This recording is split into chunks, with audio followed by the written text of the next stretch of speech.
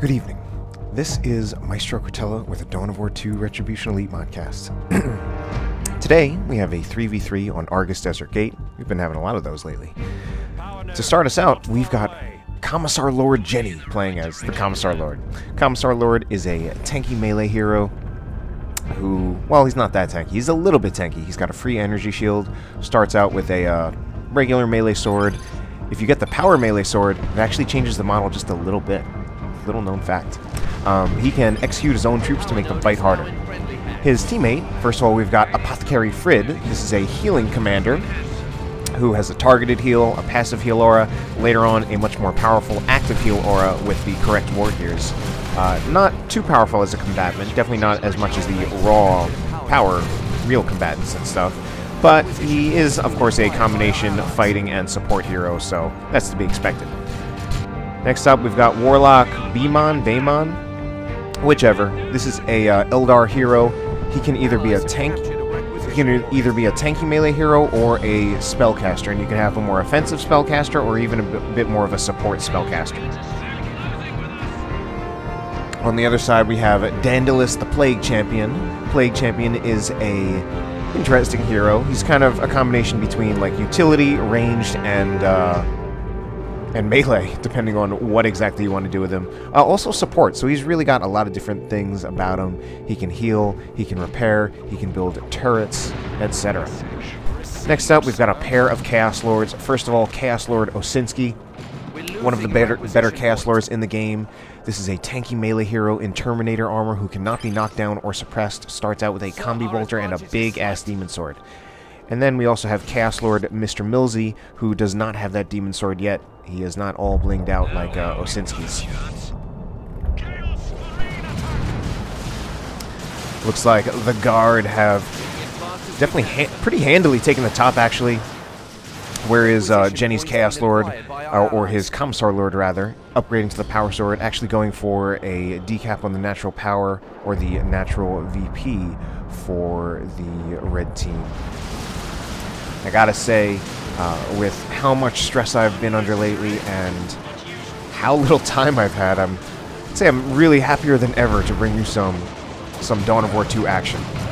Anyway, we've got triple heretics for Dandalus. That's interesting. Triple heretics for a Plague Champion player. I would, if anything, I'd say that like the triple heretic build is probably less common with the Plague Champion than the other Chaos heroes. Definitely the Chaos Lord and the Sorcerer are, I think, better at pulling off the triple heretic build.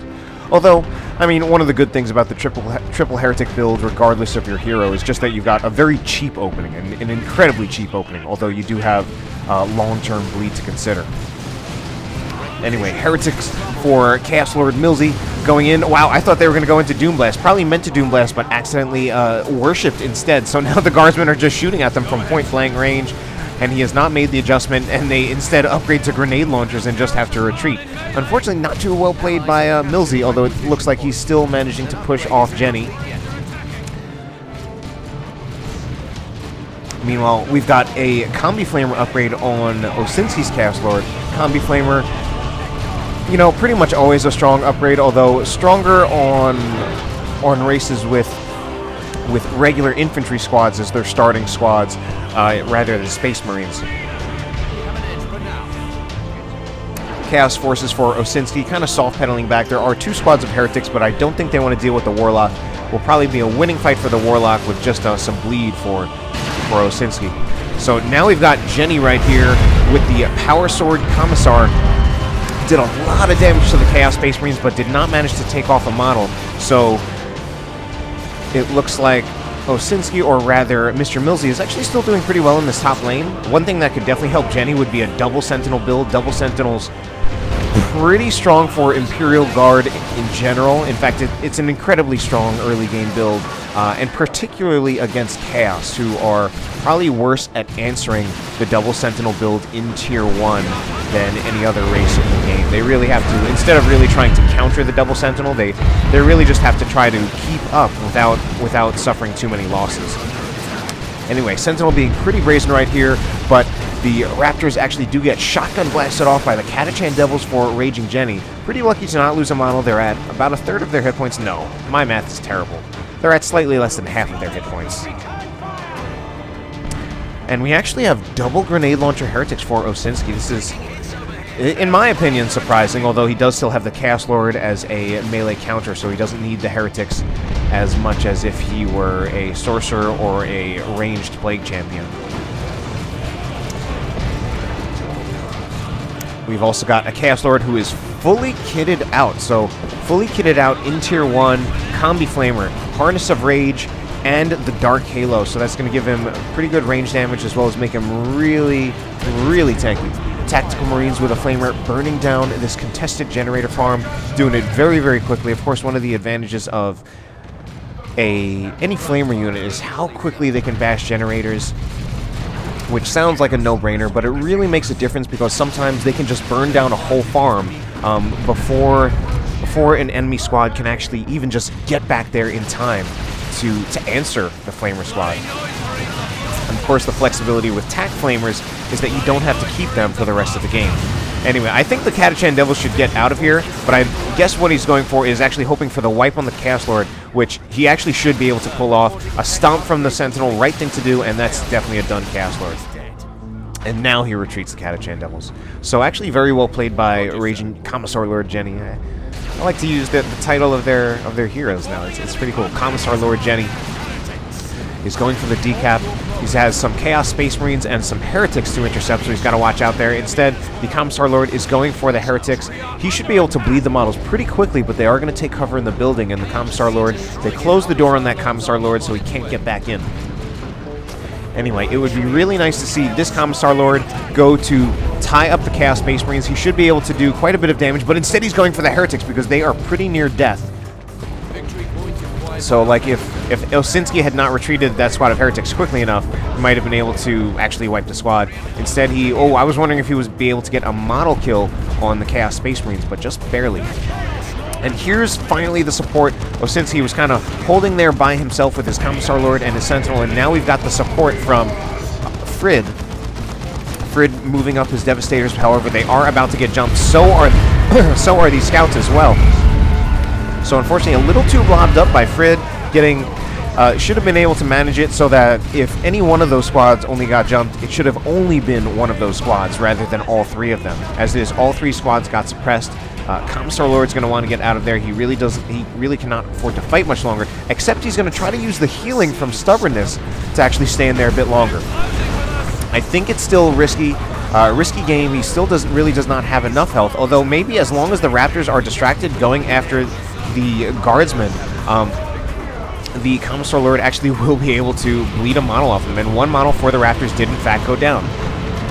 Immolate going in from the Combi Flamer, so we have a Combi Flamer on Mrmillsy's Heretics as well, or on Mrmillsy's Chaos Lord as well, and here is the Commissar Lord back already. I don't think he ever actually retreated. Sentinel Frag Missiles doing a huge amount of damage on the Heretics. They get destroyed by those Sentinel Frag Missiles incredibly, incredibly hard. Wow, I would not be entirely surprised if this Noise Marine squad went down, especially if we had a Inspire Terror from the Commissar Lord, but I don't think he has the energy. I'm guessing the Old Reliable is also on cooldown for the Catachan Devils. But right now we're seeing a pretty good use of Stubbornness. Stubbornness is the war gear for the Commissar Lord. It restores his health when he is in radius of, like, Guardsman squads, whether it's Guardsmen, Catachans, it will restore his health. So it definitely can make him a lot tankier because he'll be periodically restoring his own health as long as he's near his troops. We're going to see an Inspire Terror right there. Actually does not manage to kill a model. Pretty surprising, actually. So Inspire Terror is the ability that comes from the Flak Jacket. Allows the Commissar Lord to execute enemy troops in addition to his own troops. How many Grenade Launcher Heretics do we have here? We've got, it looks like, well, we've got 3 from Dandalus. 3 from Dandalus, and then there's 1 from Osinski. Or 2 from Osinski, rather, but there was 1 right on the screen at that moment. So we have a Falcon Grav Tank out from Beamon. Now, the Falcon is, I feel like you don't see the Falcon as commonly as you do the Razorback and the, here's a Warp Throw about to toss a bunch of things. Unfortunately, not enough energy for a Ethereal Slash. Would have probably killed like 20 Heretics if he did. So rather unfortunate for that. But yeah, I feel like you don't see the Falcon as commonly as other transports like the Razorback, the War Truck, or the Chimera. However, the Falcon, I think, is actually extremely, extremely good. Holy Hammer, when he plays Eldar, he is very often, like almost always, getting a Falcon, and it proves to be really good for him. I've actually tried it a few times, and have actually been very pleased with the results, even though I don't consider my transport play very strong. So I think the Falcon is really good. Devastators for, I think, Frid. Yeah, Frid loses his Devastators. They were capping the point. He must have lost track of them because they were just eaten alive by the Bloodletters. Anyway, now a bunch of vehicles out for the blue team. Dreadnought about to approach all these heretics, and Osinski definitely retreated them out of there before they could get touched at all, because if they got touched at all by this Dreadnought, it would have hit them really, really hard. Osinski, or rather, yeah, Frid, now actually upgrading to the Assault Cannon so that this Dreadnought will be extremely threatening at range. It will actually be incredibly threatening to the 5 squads of Grenade Launcher Heretics. Some airdrop mines from RagingJenni. Not entirely sure what they're going to do, or maybe the Chaos Dreadnought will step on some of those mines, and it is getting hurt by the mines as well as snared. If there's any follow-up AV from this Chaos Dread, or against this Chaos Dreadnought, it could really take a lot of damage. I don't know why Frid's approaching with the Dreadnought. He's going to lose the Dreadnought. I know it's one of the sources of AV that's available, but it's very, very risky at the same time as well. Blade Cloud goes in, as well as a Frenzied Barrage. So Guardsmen in full retreat now, and a lot of things going on. Oh, a bunch of Commissar mines explode by those being detonated by the Blastmaster shot. With any luck, this Space Marine Dreadnought will be okay. No, just barely does not get out of there. Meanwhile, the Falcon, I think, is in a lot of trouble, but so is the... Wow, so many things just went down right there. I thought the Falcon... I could tell the Chaos Dreadnought was done, but I thought the Falcon was going to be okay. Got finished off by a Blastmaster. Commissar Lord Jenny probably going to go down here. Yeah, too much melee from the Bloodletters. They're being worshipped, so they're going to move in really fast. Overall, this is now actually a winning engagement for the red team, in my opinion. Let's see if the blue team have anything to say about it. We've got a Wraithlord Brightlands moving in. Not a whole lot of AV to threaten it, but once the Havoc's set up, the Wraithlord Brightlands will be in a little bit of trouble, so now it's backing off. Otherwise, it was doing pretty well, tying up Chaos Space Marines and other things. Dire Avengers should not be a frontline combat unit like this, and we've still got the Chaos Lord from Osinski still actually rocking the Combi Flamer, so that he can do plenty of range damage to all those Dire Avengers. This Wraithlord, I think, is possibly dead, in a lot of trouble. It can take one more las cannon shot. If it takes another one, if it takes another las cannon shot, it will go down, so I think it's not moved far away enough.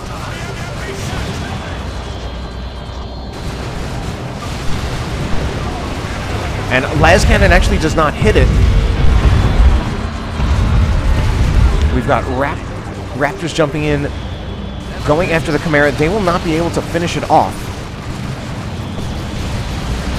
I don't think they will, at least, unless I'm wrong, but here comes the Devastator Marines in for support. If anything, we're going to have dead Raptors, easily dead Raptors, very easily. Even just one swing from that Wraithlord's Ghost Glaive was enough to take it out. Plasma guns now on the Guardsmen, as well as Commissars. So fighting has really shifted to the middle of the map, not even the contested VP on top. Wow. Chaos Heretic's about to take a huge amount of damage. The Wraithlord is approaching, but needs to be very careful about this las cannon that's set up, except it's actually outside of the firing arc. One Heretic squad goes down for Dandalus. Dandalus actually has lost a lot of squads, and if we see the Wraithlord turn around, go for the Chaos Space Marines, could definitely get one more model, possibly kill the squad, but does not manage to get in range. We've got the Chaos Havoc setting up again, but they don't shoot at the Wraithlord. Wraithlord, I think, was slightly outside of its firing arc when it took its first shot. One Guardsman squad down for RagingJenni. What the... Wow, so does the Havoc squad go down as well. Oh, even... we've got 3 of those sniper models went down. One gets out of there with only about 10 hit points. Crazy action so far. VP's at 408 to 329.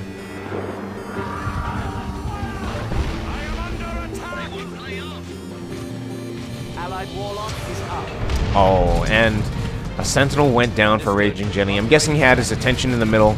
Was obviously shot down by the Chaos Space Marines, and if this Chaos Lord was allowed to get a swing in, he would have taken out a big chunk out of that Sentinel health with those lightning claws.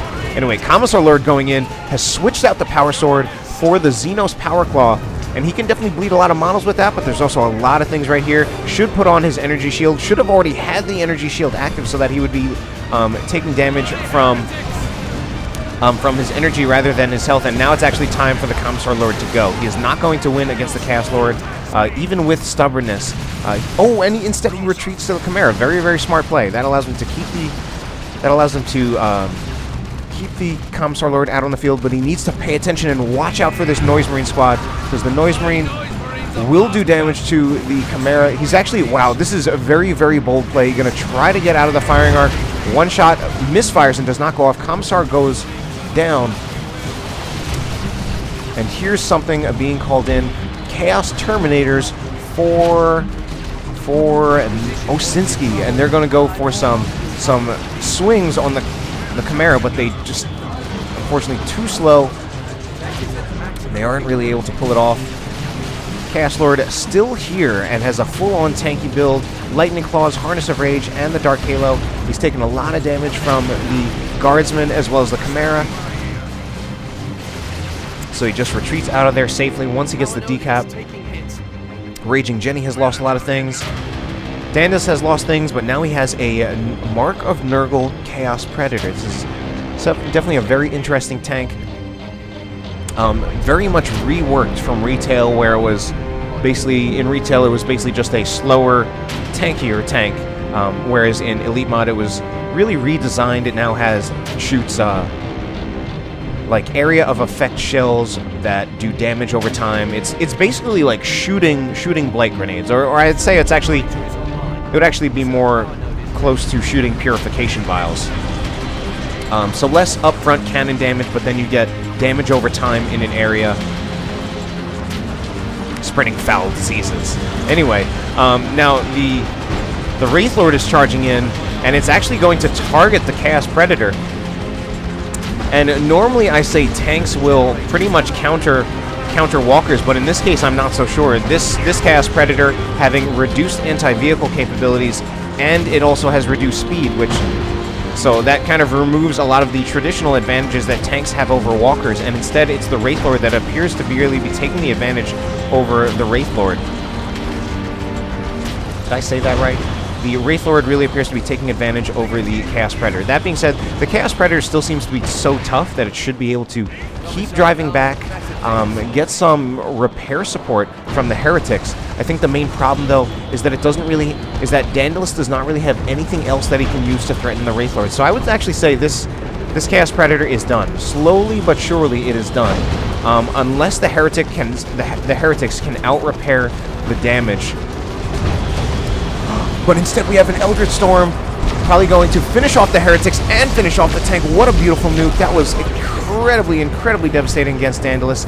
Does manage to actually not lose one of his Heretics, despite not even having an Aspiring Champion on them. Pretty lucky. Accidentally haywires his own Wraith Lord, but there's nothing to follow it up, so it should be fine. Anyway, Chimera's still out, so RagingJenni suffered some losses, but he's definitely got some pretty good careful play with his Chimera. Definitely had some very bold play with the Chimera, but he made it work and was able to win engagements. However, I don't think he has quite enough units right here to really deal with the forces all by himself, although he does have a Leman Russ, but he isn't bringing it to the top. Instead, he's going down to the middle, has upgraded to the Elite Tank through increasing the Leman Russ's health as well as its sight radius. So Leman Russ is a very powerful tank, pretty much the best tank in the game. It's not going to have as much raw power as the Predator, but at least it wouldn't have as much. That might even be wrong. It might actually do just as well against infantry or against vehicles in its default form as an autocannon Predator, but it definitely can't have the anti-vehicle potential of a lascannon Predator. But overall, it's the best tank, the tankiest of tanks, as well as doing plenty of damage. The default cannon is actually great against infantry. Bunker called down by Jenni.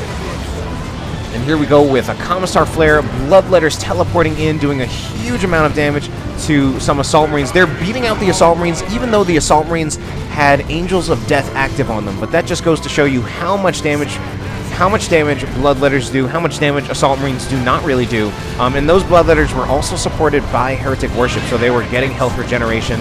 However, they did lose a model there, just taking too much damage.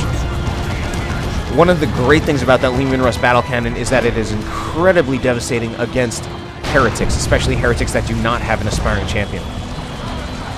And I'm liking Jenny's Commissar Lord play. Commissar Lord Jenny really showing he knows what he's doing. His Commissar Lord is always running up. It's always being aggressive. It always seems to be actually in the fight. Commissar Lord, I do think he can be a little bit tough to use since he's like a tanky melee hero, but in a way not really. So you really have to know how to use him and really be careful with him in order to actually get as much damage potential out of him as he actually has. Because he still just doesn't quite have the durability of other tanky melee heroes. Stubbornness is really your best bet for extending his durability, but you definitely have to use that a lot more differently than a tanky melee hero who just has an energy shield or just a ton of health like the War Boss. Anyway, Las Cannon Predator now out for Dandalus, so he's got a new Predator, decided that he really wanted to deal with this Wraith Lord, and at this point I would say the Wraith Lord is pretty much done. Oh, it's easily done. Taking melee damage from both Bloodletters as well as Cast Terminators. If anything, I think this Leman Russ is horribly exposed. It's going to start taking autocannon damage as well as las cannon damage. It upgrades to the Vanquisher Cannon to do more AV damage, but I don't know if it's going to get out of there alive. Taking a lot of damage. If the las cannon Predator does get another shot, so unfortunately that Leman Russ was just too bold. Can this las cannon Devastator get one more shot on the Chaos Predator? It does, and it takes out that Predator. And look at this Commissar Lord in here with just barely any health, really keeping him in there just for roughly about as long as he can actually stay. And now we have double Land Raider Phobos. This is kind of like the models flipping in between each other. A Warp Throw goes in, pulling some stuff down. I don't know why the Dire Avengers are charging in. My guess is going for some grenades on stationary units or worshipping heretics, but ultimately not worth it. And now the red team counterattack, I think pulling back the blue team or forcing them to pull back. Devastator really needs to unset up and get the hell out of here, even though it's going to start taking some shots on the Land Raider Phobos.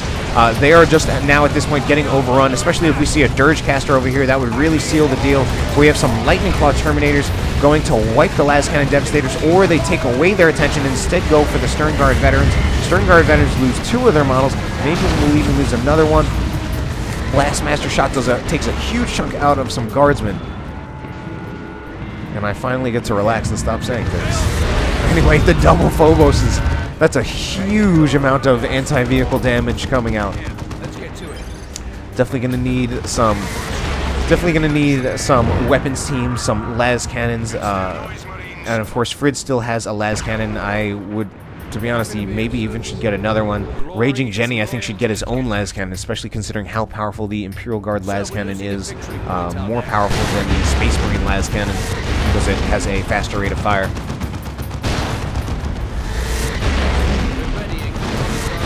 Anyway, this new Leman Russ from RagingJenni is now in quite a bit of trouble. It needs to pull back. It does have the Vanquisher Cannon, so it is going to do some pretty nice damage, but it still needs to really pull back away from double Phoboses, because the Phoboses just do a huge amount of damage. Alright, we need to see these Wraith Guard. What are they doing? Why are they walking forward? They need to go for this. Oh, he lost. So another dead Leman Russ unfortunately died very, very unnecessarily. Not well played by the blue team in that particular engagement. Beamon really should have taken shots at this Land Raider Phobos that was right over the Commissar's drop mines. Would have done a huge amount of damage. Is that the Emperor's Wrath? Yes, it is. Does not manage to kill the Phobos, but definitely does a lot of damage. Also goes for an Inspire Terror on what? Or was it on the Terminators? And here we go with something else. I think that's a Singularity. That might even do enough damage. Oh, but a las cannon instead finishes off one of the Phoboses. So one Phobos down. And these Chaos Terminators are absolutely screwed unless they still have a teleport. But here is an Imperial Abyss. Fully wipes out a D cannon, a bunch of other things, not retreating in time. If anything, these Devastators... So, look at how close those Devastators were and how much damage they weren't taking. I think they may have also had Angels of Death on them.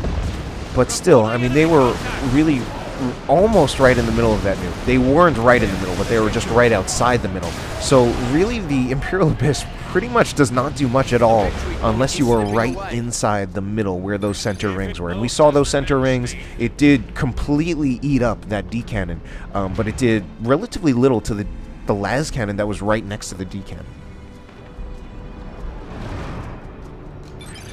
So that is just something about the Imperial Abyss. It does have a huge amount of destructive power in a very tiny spot. So it's almost like a precision nuke, because there's really only one spot that really actually has the power to wipe squads, and then everything else is, I don't know, it's not good.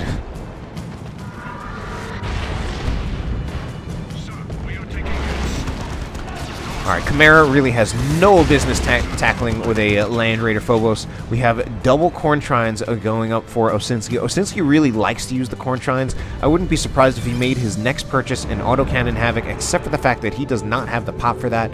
I've definitely seen, and, well, to be honest, even been on the receiving end of Osinski's Chaos Shrines of Corn with Autocannon Havocs placed right next to them, the Chaos Shrines of Corn giving a small damage buff to units that are near them, especially, I believe, when being worshipped.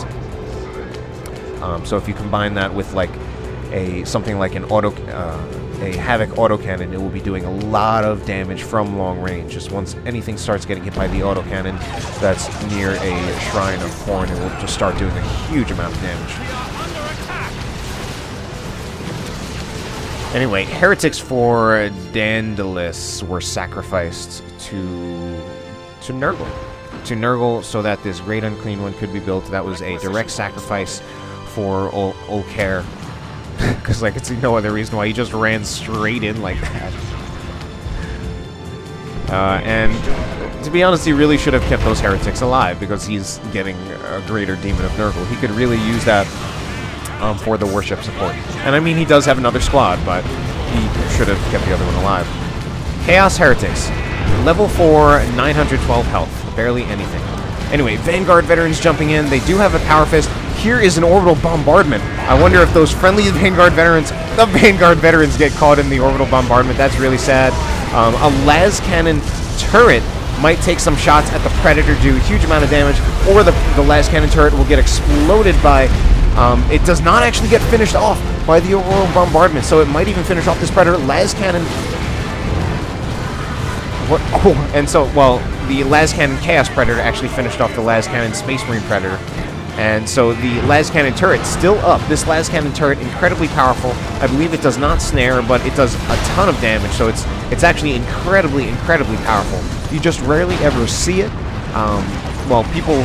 I mean, turrets in general are very situational. So usually people will only build turrets every so often. And then...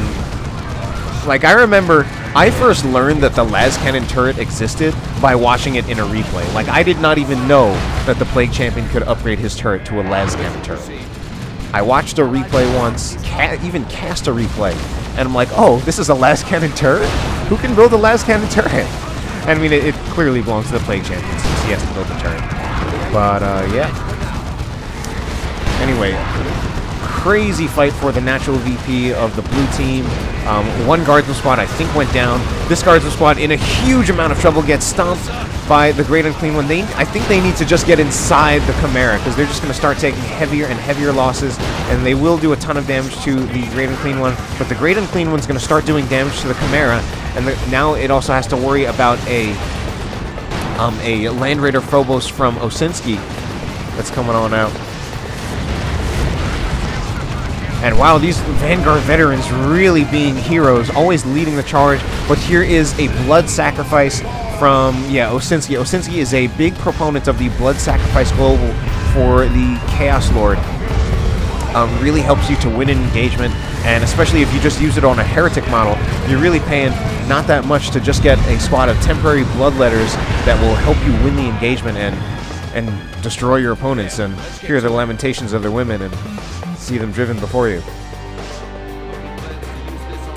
So top VP has actually pretty much been locked down by the red team, which I suppose is why the blue team has been pushing more for the red team's natural. Terminators called down for Chaos Lord Dandalus. He has gotten, well, Chaos Terminators. They do not yet have an upgrade. I'm not sure how much Dandalus can afford one, because they're all quite expensive on power.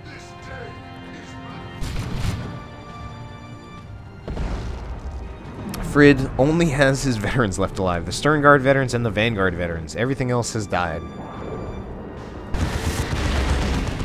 And I'm not sure what Beamon's Warlock is doing there all by himself.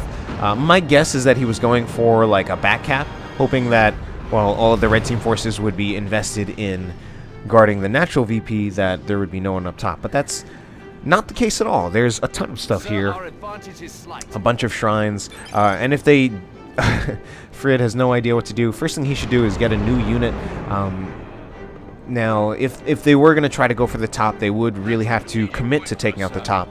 And I would say probably the best thing they could do now was actually choose either the top or the natural, and then focus on committing to taking it out. Now, if they go for the top, they do have an Eldritch Storm ready from Beamon that could be used to take out the Land Raider Phobos.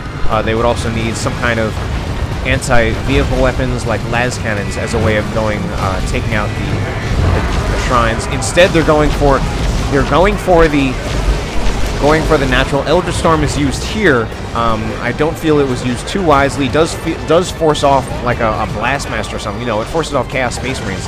Unfortunately, it wasn't that strong of a push, and now the Land Raider Phobos actually coming down to the middle, I guess because he knows the location of the Chimera, and as long as he knows the location, should be able to do quite a bit of damage. But las cannons are now targeting other things, and if anything, Osinski's Land Raider Phobos in trouble, probably being targeted. Yeah, lost over half of its hit points, taking long-range damage from the Leman Russ. Leman Russ, the combination of the Leman Russ and the Fire Prism, actually, now that I think about it, are probably fantastic answers to the Land Raider Phobos, because they will actually both outrange the Land Raider Phobos, and they take it out. Beautifully played.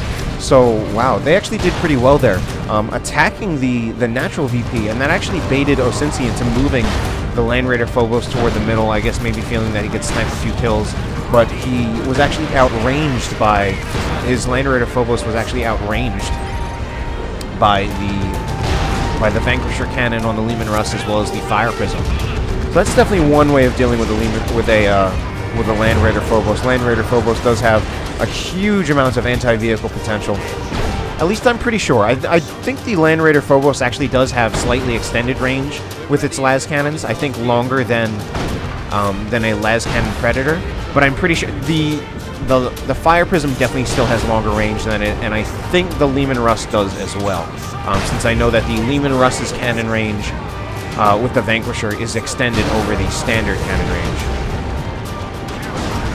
But the Leman Russ, again, to take advantage of that range, it should try to stay far away. Should have an advantage over a las cannon Chaos Predator, but needs to be very careful and not be too brazen, not get too close. Chaos Lord, this has to be Chaos Lord Osinski. Goes down. And now they are committing to taking out the top, and I think it is actually working. But Bloodlust goes down, so those temporary Bloodletters actually going to be doing a lot of damage to the Vanguard veterans. Vanguard veterans get some reprieve because the Bloodletters were knocked down by something. I'm not even sure what. Temporary Bloodletters down. Top is now actually overtaken. We have some Chaos Space Marines in the building. They won't do a lot of outgoing damage, but oh my god, the building is actually taking a lot of damage. So if this building takes too much damage, the Chaos Space Marines will get wiped if the building gets destroyed. And we do have anti-vehicle. Anti-vehicle weapons can be used to outright destroy buildings, and I'm staying focused here to see if this... yes, it actually happens. I really wanted to see that happen. And it took a long time, but I'm really glad it happened. If a squad is in a building when the building gets destroyed, it will get wiped from full health, no matter what squad it is. It could, oh my god, and alright, so a las cannon Predator goes down. It could be a full health squad of knobs. If they go into a building and it gets destroyed, they will get wiped. So in that case, we saw a squad of Chaos Space Marines get completely wiped, and it's not often you see buildings fully get destroyed, and especially not the big, like, map buildings. Usually it's like, if you see a building get destroyed, it's usually just an Imperial Guard bunker. Anyway, Terminator's pushing, I think, a little too hard for the kill on that Wraith Guard squad, and instead it's going to be them that are going to get killed. Trying to snag a few more models before they go down. Actually lasting surprisingly long here, but they finally eat it. Vanguards jump in, going for, I think, tying up the Plague Marine so that they won't be able to take a shot on any of the green or any of the blue team's vehicles. And in fact, that's exactly what's happening. They did get knocked over by the Great Unclean One, but they're still pushing hard. Plague Marine's going to sacrifice their lives, so Plague Marines go down. It's now, well, Red Team is really pushing hard, and they do have the double cap. We even have a dead Great Unclean One. I think it seems like Red Team really going all in to secure the victory, but they're losing a lot of stuff, and they're going all in. If it doesn't work, that could result in the...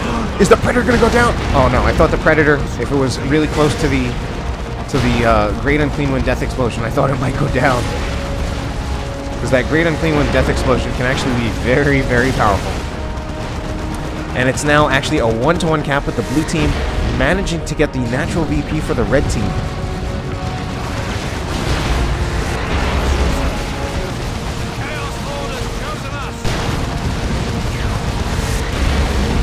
Las Cannons open fire on the Leman Russ. I think if they get one more shot on the Leman Russ, it will take it out. But I think that was a combination of a Commissar Flare, or even, yeah, there definitely was a Commissar Flare there, and a Manticore Strike. Manticore Strike definitely going to threaten the Land Raider Phobos to move back so it doesn't take too much damage. We do have Chaos Terminators trying to threaten the Leman Russ, but especially if the Leman Russ is getting repairs, they will not be able to take it out. Autocannon Terminators. The autocannon isn't overly powerful to vehicles. The damage of the autocannon is only something like 30 DPS. It is very good against infantry squads because it will do splash damage, but the DPS is not terribly high for the autocannon model. So it's, I mean, it's still decent. 30 DPS against vehicles is still actually pretty solid, but it's definitely not the most powerful source of anti-vehicle. It's really just the great thing about the Chaos Terminators are their versatility. They really have more versatility than, to be honest, most Chaos units, which is one of the reasons that, in my opinion, they are a really fantastic squad.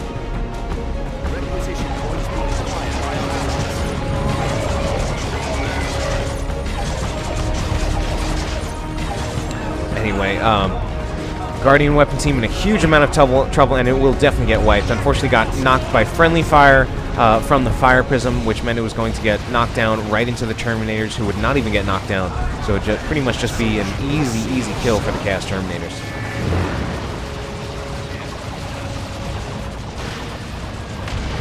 Inspire Terror goes down on the Chaos Terminators from the Commissar Lord.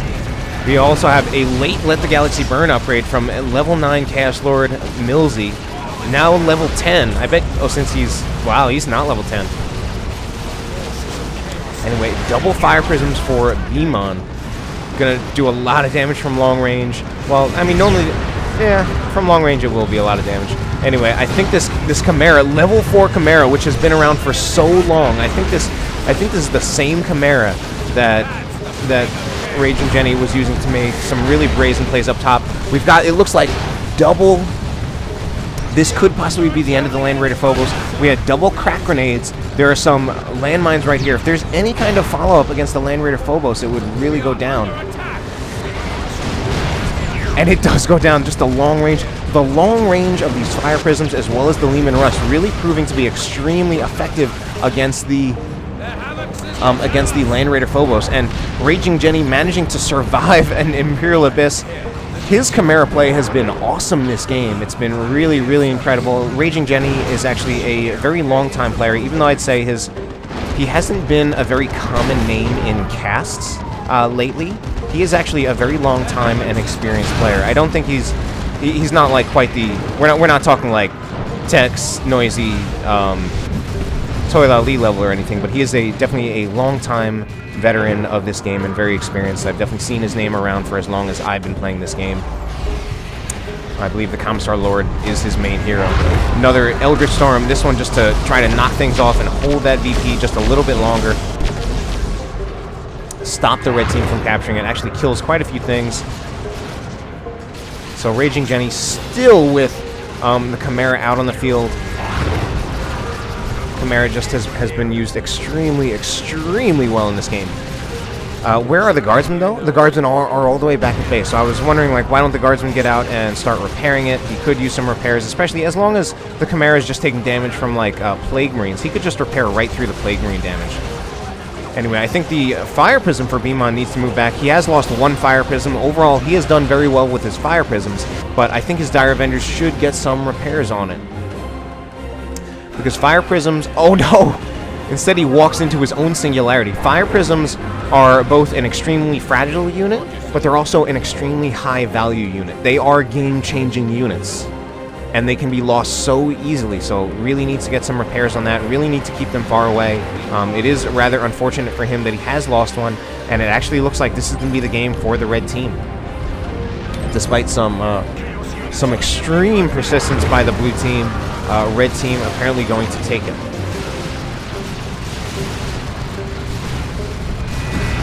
And the Chimera drives forward. Chimera was incredibly played in this game.